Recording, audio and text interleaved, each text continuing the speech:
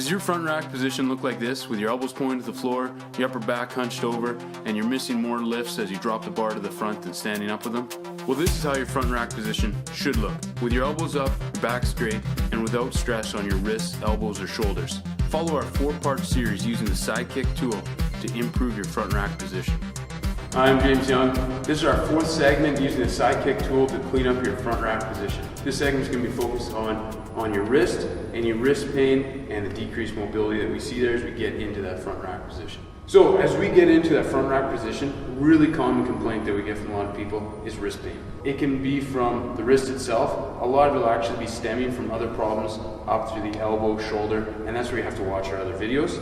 This one we're going to focus through the wrist and the forearm. And really what we look at, as we start to get a lot of tension through these flexors of the forearm that curl this wrist in, if there's a lot of tension as they cross this wrist, they're going to start to give you pain. What people always feel like is within the joint quite often is actually the soft tissue structures that affect that joint. As they become tight, it compresses that joint a little bit and makes it painful to get your wrist back into that front rack position.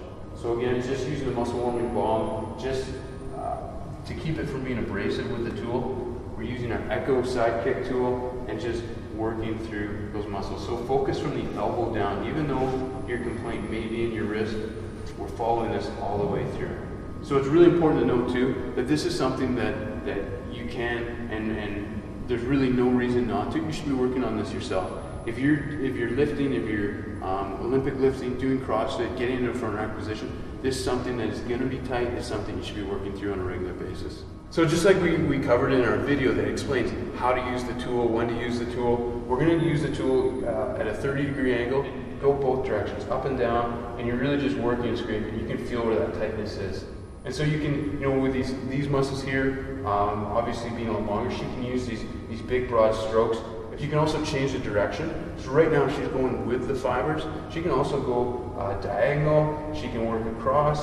And this works really well if you do maybe find a trigger point or like that area that's really tender and seems to be bruising and getting that petechia forming really quickly. You can work that in different directions. The big thing here, be creative. You're going to feel more comfortable with it the more that you use the tool. So just like our other segments, we're going to go over a couple exercises that are really going to help work through some of that wrist pain. And actually a lot of this ties right up into the elbow. So really no problem is individual on its own. So many of these things that we address are really full chain. They'll affect wrist, elbow, shoulder. Don't just take each video on its own, kind of compile the information and use that together. So we're going to get Dallas into a quadruped position. So she's on her hands and knees here.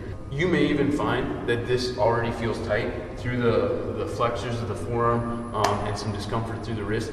If it does, you're going to stay here for as long as it takes till it starts to feel comfortable.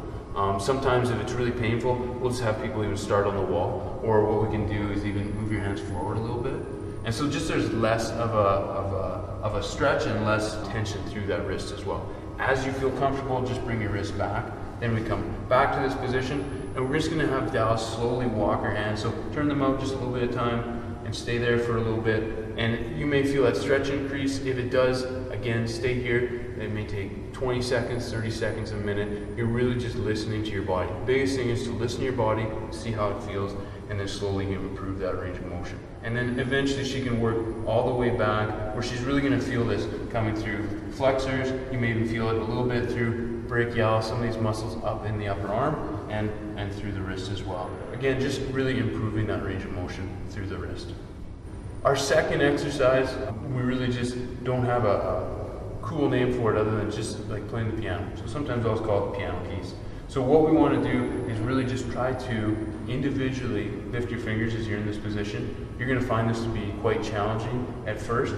And really what it does, it really separates, it teases out the muscles of the forearm. And so really getting that control to individualize some of those muscles actually breaks up some of the adhesions and tightness and just gives you a little better control and really helps to alleviate some of the both wrist and elbow problems that we end up having. So these exercises work really great in conjunction with the Sidekick tool. So they're great to follow up. Use that Sidekick tool to break up some of that tightness and adhesions to start, and then jump into these exercises. And usually, again, just try to work through it for a couple of minutes. Do it every day. There's really no muscular fatigue or anything like that. This is just a great way to kind of tease out those muscles. So it works really great in conjunction with that Sidekick tool. So that concludes our fourth segment on cleaning up your front rack position using the Sidekick tool. We focused on the wrist, we've gone over the elbow, the shoulder, and the upper back. Stay tuned for more Sidekick videos to come, focusing on more of your lifting techniques.